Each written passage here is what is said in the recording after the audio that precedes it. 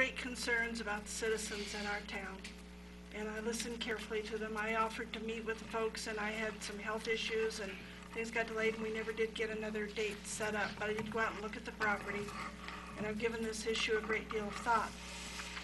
I'm greatly distressed that you're standing there, this is being televised, mischaracterizing many of the things that you have said, and maybe it's not intentional. I'll give you that benefit of a doubt. However, the general plan does show commercial all the way to 1 East, all the way along the highway. Early in our history, we had the 300-foot rule and split zoning because we were a remote, rural community. We are changing. We're growing.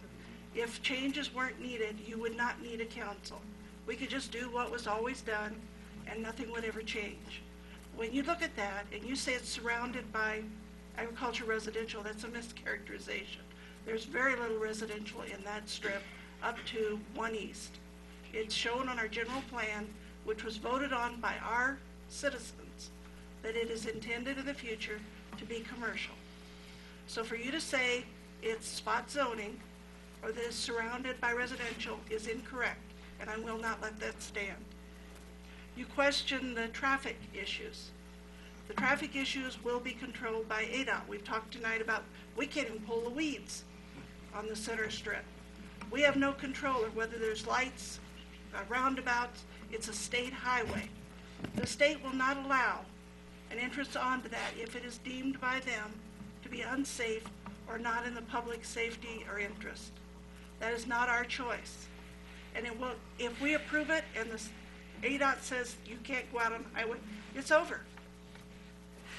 So saying that we're not looking at the safety issues, we are. We recognize that that's the purview of ADOT, and they're very thorough. And if you've ever tried to get an entrance onto Highway 89, you would know just how tough they are. On campgrounds, you said that it has to have a conditional use permit. It's true, that portion of the ordinance says that. But it says if the density is greater than that, the zoning has to be CH.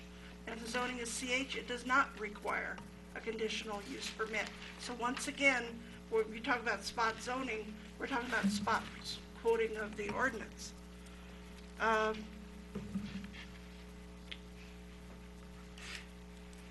the sewer system, the neighborhood was greatly concerned, and rightly so, that they might have to pay the expense of connecting to a sewer system. That was our greatest concern. That has been resolved, so that it's a high-pressure system that they couldn't hook into. If they did, it would fill their house with sewage, which would really cause trouble. So they've asked that they not have to be connected. That's been resolved, and they're still angry. How can you meet the needs of people who keep switching what it is they're concerned about? I've been a guest at a KOA park. I don't know if you ever have. They're beautiful parks. They're quiet. They're clean. We're trying to build a tourism industry.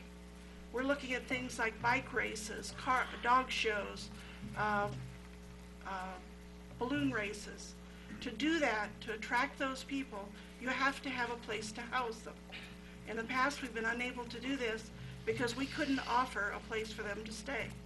The dog show is a huge event, brought a lot of money into our town, and they couldn't stay at the hotel.